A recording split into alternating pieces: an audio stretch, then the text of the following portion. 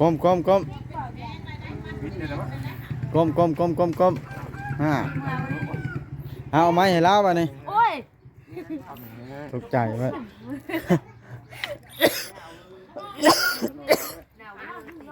มาย่างมาข้อพี่จะเขาห่านว่าจะให้เราเห็นย่างประคองเราเห็นยังน่ะพากันเถอะสิเบิ้งย่างมาเป็นยังคือบอกข้างเคยข้างที่มันใช้ได้ตัวนี้นะเด็ดใดเพราะว่าข้างนี่มือนั่นนะข้างนี้ก็ไม่ได้เอามาประจองจ้ะมาไปใช้ตัวเดียวก็ได้มือน่ะเขาเห็นอยู่ได้ยอยันลมมันนะมันเจ็บนะเจ้าอายคืนได้ป่ะได้อยู่ใช่ยกมือขึ้นกำบ้างกสำนีแล้วนี่ได้สำนีครับแบนมือนะสำนีฮะกำป่ะนี่กินข้าวให้หมูป้อนอยู่บ่ของมือนี่มันจึงแปนมันคาต่อเนี่ยเอาวางโกนนี่ง่ายนี่แล้วออกง่ายยับออกอีกเนาะเอาวางนี่แหละเนาะอยู่นี่แล้วนี่สถานที่ที่จอน้ำสวยเรือคนพิการบ่ดิคนพิการเนาะกดอัมพาตไปมาไรเพราะว่าเอาอยู่อีกแดด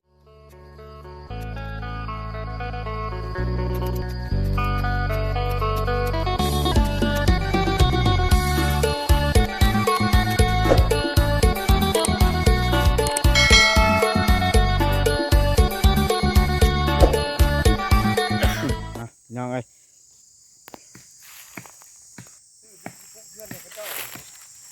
ตอนแรงพาเจ้าของ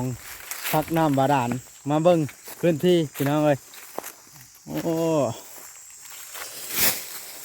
สบายดีเด้อไอ้ทางนั้นก็ได้โอ้มาทางป้าวะดูนี่นี่อันพอลุงคอยว่าจะซักส่วนนั่นนะเจ้าลองยามึงด้วยอื่นก็จะเอาน้ำมาให้แต่เช้า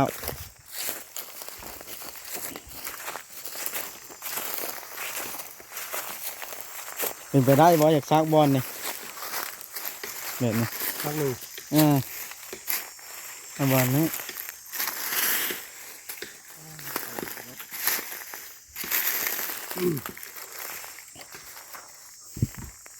หรือว่าได้หรือยับไปงานนี้อีกก็ได้มันจึงแปลนมันคาต่อเนี่ยเอาวางโกนนี่ง่ายนี่แล้วออกง่ายยับออกอีกเนาะเอาวางนี่แหละเนาะอยู่นี่แล้วนี่ลองยามมึงดูมีน้ำบ่หรือยามบ่เป็นเด้สร้างลาวกันอยู่ในนี่น้ำได้บ่เบิดแล้วนะแม่นมาพี่มาสวยกันก่อน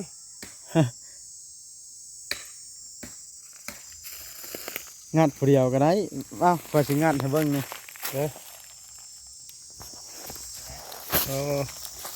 กำลังแปลงสถานที่ที่จอน้ำสวยเรือคนพิการบ่ดิคนพิการเนาะกดอัมพาตไปมาไรเพราะว่าเอาอยู่อีกแดนนะมันนี่ข้านี่มันนี่ได้แดนนะแม่นเกินพี่โอ้แดนจะขาดนี่เนาะแม่นใส่ไอ้ทักวางนี่นะคือไม่ใช่ฮอตตอนี่บอสแดนฮอตตอนี่บอสผูกฝ่ามโพนพูเนาะฮอตโพนมันไปยังสั้นเหมือนบอแม่ไปสั้นให้ได้รักตัวน้อยๆอันโอ้รักตัวน้อยนี่มันมากสิทางนั้นเราหมดทั้งแท้คาดว่ายันแน่ใส่โพนนี่แล้วนี่เนาะ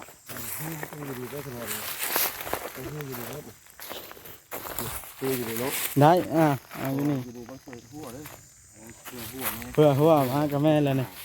เนาะที่มันเห็ดหัวเดี๋ยวมาแบบอยากเที่ยวแบบลำบากตัวเองเนี่ยบ่เลยตันทางตัวเองเนี่ยรถได้เจ้าเขาว่าสมมติรถแกน้ำเขามาทางนี้แม่รถแกน้ำตรงเขามาให้กินวัววันนี้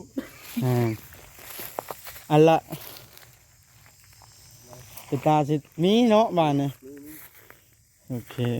มีหนังเป็นของโต๊ะยามคักใช่ไหม วานนี่อยู่พี่คอยนี่คอยกึ้งผู้เดียว ลูกน้องของเราต้องเอามาเข้าเขาก็ตัดเขาอยู่เบอร์เจ้าเป็นยัง เบอร์คอยปะ แม่ 9948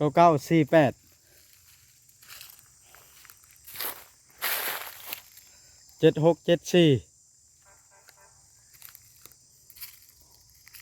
เก้าเก้าเก้าเก้า 9948 สี่แปด เลย ยังอีก 7674 เจ็ดหกเจ็ดสี่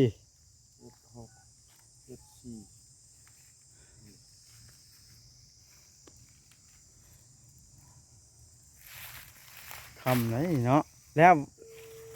อันนี้ติดละพี่น้องไอ้เพิ่นเบิ่งเรียบร้อยก็สิได้กลับด้วยบานนี่ทางอ้ายเพิ่นมาแบกลักหัวพังเจ้าของที่ดินนั่นน่ะทางเพิ่นว่าสิตัดไปเฮ็ดทางใดก็เข้ามาทางนี้บ่ทางน่ะลองหัวนี่มาบ่ เราหัวนี่มันนี่บ้านทางนี่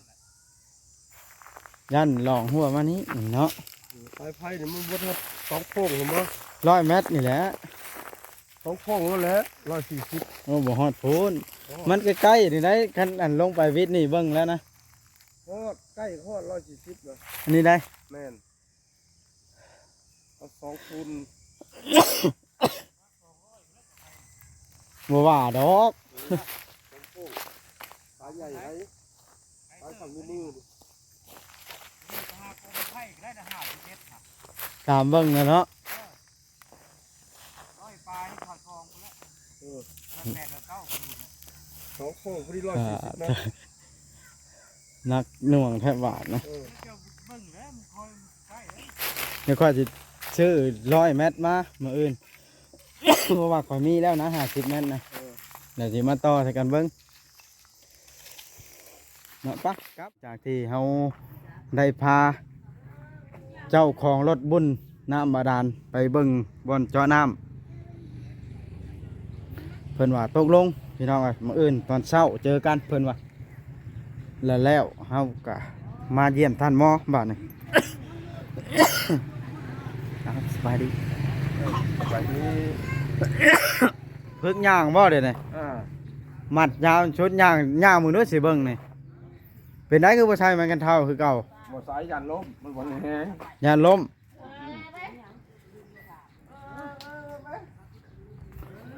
โอ้มัดบักยาวๆเลยบาดนี่เนาะ ยาวเลยผมตัวเลือดไปแล้ว พวกเขาเฮียนของดีได้เขาสิรอดได้บาดนี่ ตั้งแล้ว ความมาบ่ จะได้จะเข้าสิฟังว่าเอา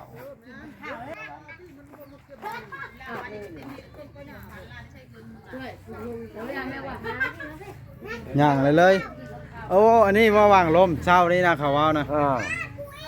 ไปล้มตูมใส่กระดินเลย ที่ดินเลยเพราะว่ามันอยากว่าย่างได้นะแล้วว่าลูกใหม่น้องลูกใหม่แล้วก็เป็นหมิ่งเป็นปี ใช้สมัยกันเท่านะ ลูกใหม่ของเราเป็นสาวขา ให้สาวอู้น้ำมาไม่กันเท่าละให้เจ้ารอดออกมาย่างนี่เอาสาวอู้น้ำเหาะจับมาให้นี่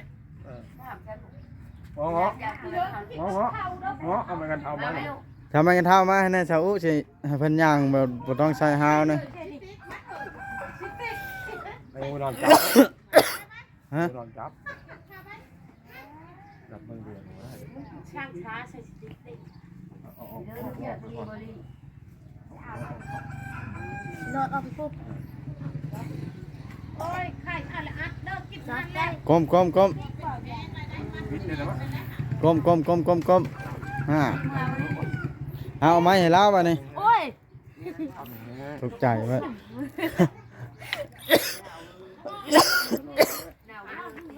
มาย่างมาข้อพี่เจะเขาห่าน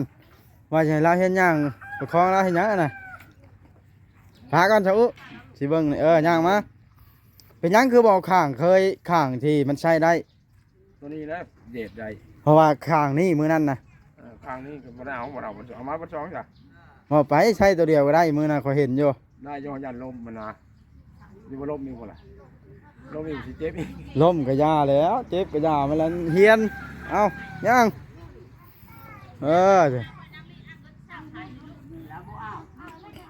เป็นหยังคือบ่มักใส่เสื้อ ฮ้อน อายคนนึกว่าคนมาเยี่ยมมายามอะไรก็โตพี่ย่าง ก็คือไปได้อยู่ซะ นายกเคยไว้นะอย่ามันล้มหรือมันเจ็บ ฮะ นะ เจ้าอายคืนได้บ่ นายก ใส่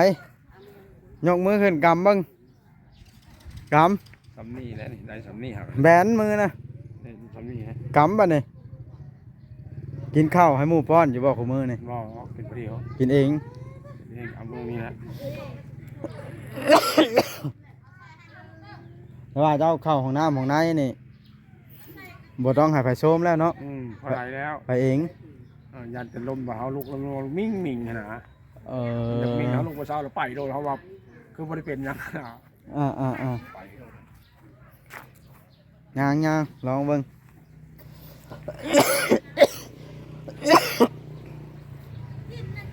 ได้รถข่อยออกมาละ โอ้ นั่นเด้แปลงเรียบร้อย อืม เห็นแล้วบ่ อืม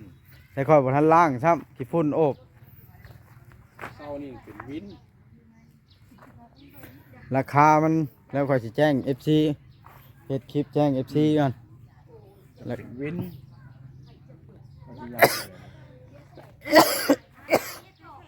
ข่อยหากเอามากินนี่ได้นี่รถน่ะบ่ทันมือเฮือนซ้ำนี่กลายมาเลยยันบ่ทันพาเพิ่นไปเบิ่งชักน้ำยันมื้ออื่นเขาสิมาได้เช้าอะนะแล้วลองย่างไปห้าวเองบาดนะแม่นสิเฮ็ดแอบแต่หมู่มือก็เฮียนกำเฮียนหยังนะมันสิเฮ็ดก็ได้แข่งก็ได้อยู่หั่น เจ้าบ่เหี่ยวนั่นนี่ บ่ไรเพิ่นมาได้เหี่ยว บ่เจ้าเหี่ยวได้แบบนี้เอา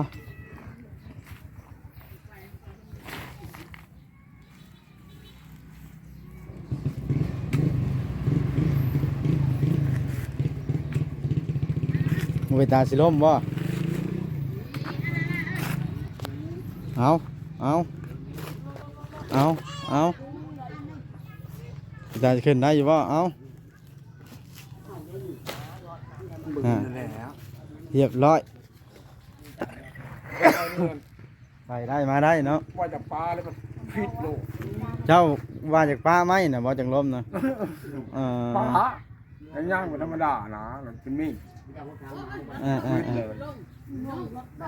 เฮ้ย โอ้ยโดนมันกระแทกหรือไม่เพื่อนกินแล้วต้มได้ ย่างพึกให้หัน พยายามเลยนะเมื่อวันนี้นี่ตอนนี้เนี่ย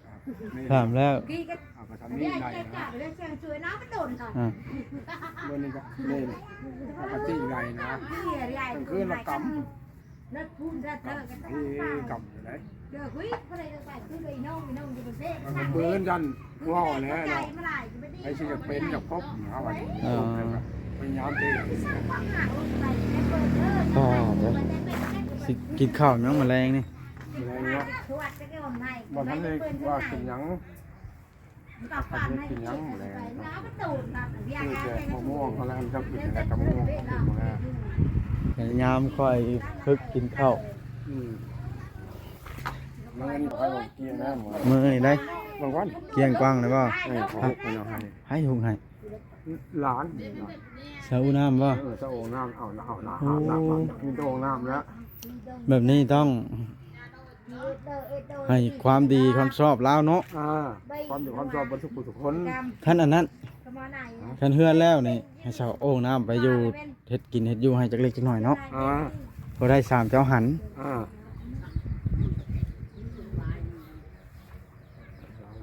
นี่แหละตอนนี้อาบน้ำอาบอย่างเขาต้มน้ำดูนี่ยัง เห็นยังใส่แพมเพิร์สอยู่ ใช่แล้วยันนอนลุกยันมิงยันหยังนะยันมิงยันหยัง โอ้ยนอนอยู่กับล่างอยู่ก็ได้ เราเราเอาลูกไปยันมิงนะพอสิใช่ โอ้ยเห็ดไปแล้วมัน แกออกเนาะ อยู่กับล่างอยู่ตัวเองกับลูกได้ไปเป็นละ แก ยังจะใช่เฮิร์ตชำเด็กน้อยอายุ2 ขวบอยู่เด็กน้อย2 เดือนอยู่ ยามนี้ บ่ได้แล้วเห็ดแบบนี้เพิ่นมาได้ใช้สลายแท้มันนี่ในกลางนี่ เขามาลินเขาขาดเขา ไอ้น้องบ่ฮะ เป็นบ้า เออ มันจะหลายคนไหมครับ หลายคนอยู่ บุญแล้วบุญเล็ก อ๋อเริ่มบุญ เอา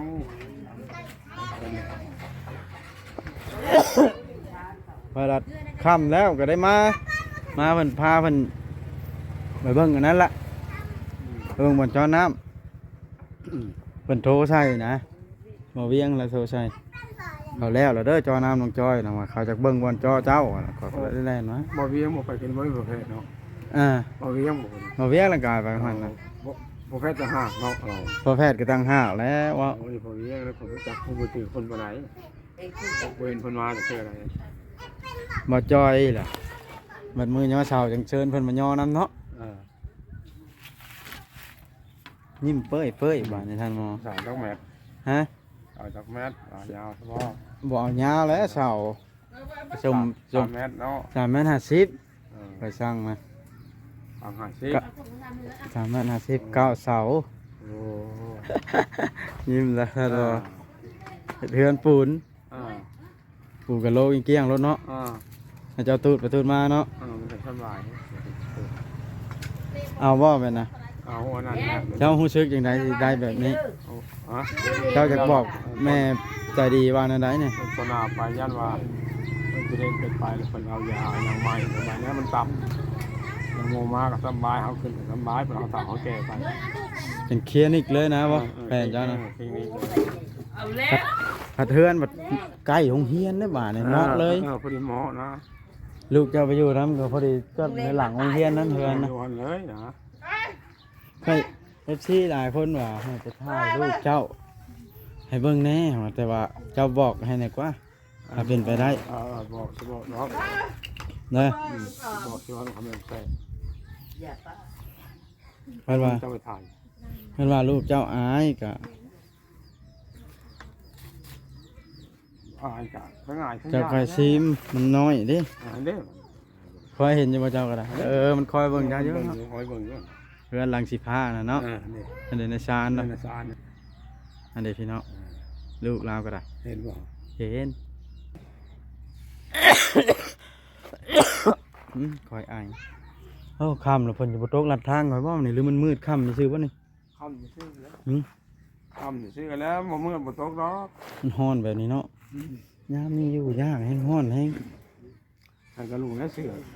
ก ะนุ่งก่อนยังนุ่งหั่นน่ะ มันฮ้อนเลยอาบน้ำมากันยังฮ้อน ร้อนกะนุ่งอายผู้คน มื้อนี้คนให้มาหลายมื้อ อืม มื้อเบื่อเลยโอ้ยอะไรว่าสิตู้จะมีจักห้านนะ อืมอ่าต่อ มันเป็นอันเป็นไข่นี่ รู้สึกแบบภูมิใจบ่ได้ ดีใจปะ ดีใจ อัดกรอบมาแล้วเนาะ อันกรอบแล้วเรา ดีแล้วเพิ่นเฮ็ดเฮือนปูนให้ท่านหมอยเจ้าก็ได้งาน เจ้าก็คิดเพื่ออนาคตลูกเต้าบ่ เพื่อตัวเองนี่แหละบ่ง่ายนะตัวเองจะยามได้ มันก็ถือว่าแม่เพิ่นนี่ใจบุญด้วยใจแห่งท่านหมอยเพิ่นบ่ให้ FC หรือว่ามันภัยให้เพิ่นคุมให้เพิ่นคิดนะบ่ง่ายๆซะ คนคิดเองคนเนาะ คิดเองใครคอมเมนต์จังไดแล้วก็บ่สน หลายคนได้คอมเมนต์ว่า เจ้าบ่เป็นตาซอยนะบ่เป็นตาซอยจักดีบ่เจ้านะ แต่ว่านั้นออกนี้ผู้ซอยผู้เบิ่งเนาะ เจ้าบ่ได้เป็นตาซอยบ่คนแบบเจ้านะ กะตัวเพิ่นนั่นแหละซอยซอยเอิ้นซอยช้างหลายคนอยู่ดีมีแฮง คนบ่มีบ่งอยู่จักดียังบ่เป็นตาซอยก็บ่ว่าดอกติ บ่มีคนอยู่บนเสาจะดีได้ไหน สำแมงดาวแดดเดี๋ยวนี้นะเจ้านะบ่เป็นตาจักดี บ่เป็นตาได้หยังเอาพยายามพากันเพิ่นตะกี้เป๊ะบ่ได้เพิ่นเขาสิเห็นนี่นะ ฮ้อนแล้วบ่ใช่เสื้อเทื่อบัดนี้เนาะ ลงยังคนนี้ก็ เพิ่นพาลูกน้องเพิ่นไปเบิ่งลำอีกอันเจ้าของสร้าง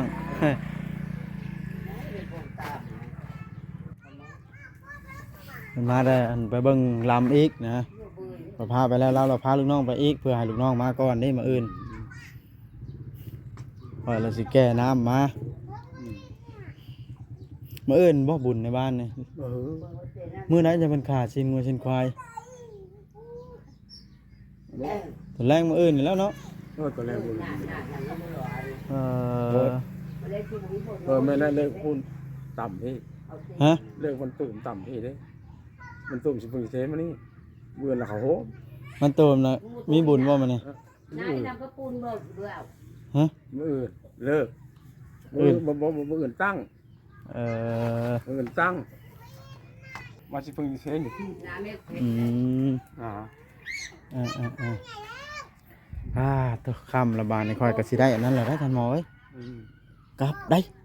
มาส่งนี้ เนาะอื่นเขาจะมาดำเนินการแหละไม่ว่าเขาจะเอาซาเล้งมาแล้วใส่เอาเจ้าไปเบิ่งน้ำกัน บอลไหน สิไปบ่ ไปค่าไปทุกอย่างนะ ยังกล้าขี่รถอยู่บ่เนี่ย กล้า ไป รถกับรถจักรซื่อๆเนาะรถจักรซาเล้งนะขี่ ไป นะ ไป ขี่บ่ คุย รถจักรซาเล้งเมียคอยขายเครื่องอ่ะเด้ ไป ไปเนาะ ไป เด็กพี่น้องไอ้รถก็ได้เอามาละแต่ว่ากันยังบ่ทันได้ล้าง หลัดปลาไว้ห้านสร้างหึงกันเนาะเมื่อแล้วบวัดสิเฮ็ดคลิปรีวิวให้เบิ่งว่าสิเบิดเท่าไรพี่น้องเอ้ยคลิปนี้สิบ่บอกดอกพี่น้องเป็นอายจนมึนพี่น้องเอ้ย ต้มนั่น ฮะ แต่ไปยิ้ว ฮะ แต่แกนิ้ว แช่แกงนิ้วกินดีป่ะ ใส่เกลือ เป็นอายอะไรไผเว้า มันแห้งกระยาเลย มี FC เม่นมาให้ถามซาอุเดี๋ยวนี้เบิ่งไปถามซาอุกัน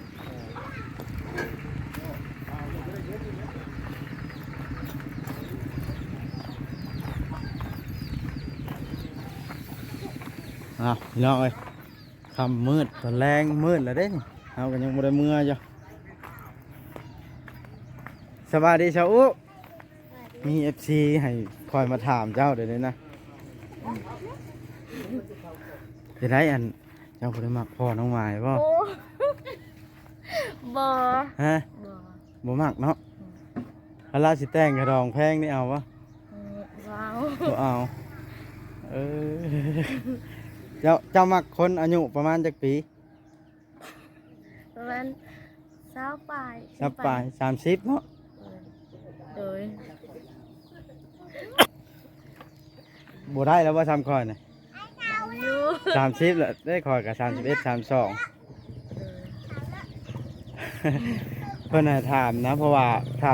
ถ้าเจ้ามักพ่อหน่อไม้เพิ่นสิมีผู้แนะนำให้หั้นนะบ่มักเนาะ บ่ ขอบใจเด้อจ้ะ โดย เพื่อนท่านหมอแล้วนี่เจ้าไปอยู่น้ำลาวเด้อ โดย ไปเฮ็ดกินเฮ็ดอยู่ให้ร้านจักเล็กจักน้อยนะ โดย 3ลาวหันเด้อ โดย เพิ่นได้ลูกเจ้านะผู้ให้เป็นนี่บ่ คนได้ เออนะคำแล้วใครสิได้กลับแล้วสาวอู้ไอ้บ้านนี่เด้อ โดย ได้ยินคำตอบแล้วบ้านนี้เนาะบ่มักพ่อน้องหมายเนาะถ้าเราเบิ่งคลิปนี้แล้วบ่ย่านเราเสียใจบ่ เสียใจอีหยังแล้ว เอาหยอกพี่น้องเอ้ยเพราะว่า FC เพิ่นให้มาถามนะพี่น้องเขาก็เลยถามให้เบิ่งมีแต่ว่าให้สาวอู้นี่แหล้วเบิ่งแย่งทันหมอจักเล็กจักหน่อยไปก่อนพี่น้องไอ้ซ้ำแข็งแรงเราก็มีลานเนาะสาวอู้ก็เราก็บ่มีครัวว่าง่ายๆซะเนาะฝากไว้น้ำสาวอู้นี่แหละทันหมอเนาะสู้เด้อก็สิเมื่อละบาดนี่มันค่ำแห้งแล้วใส่เสื้อนั่นเด้อบาดนี่เวลาคอยมาถ่ายคลิปเด้อ แล้วมันจะเวลาจะกี่มาเลยนะ เป็นนะบ่ใส่เสื้อเสื้อ FC ให้เด้โอ้เสื้อคือบักหลายๆโตคอยเอามา หลายโยมีแคทคนนั้นมาด่าหมาอยู่เพิ่นปากไปโซน พี่น้องเอ้ยก็ค่ ทางเฮาก็จะได้เดินทางกลับเลยเด้อบ้านเนาะ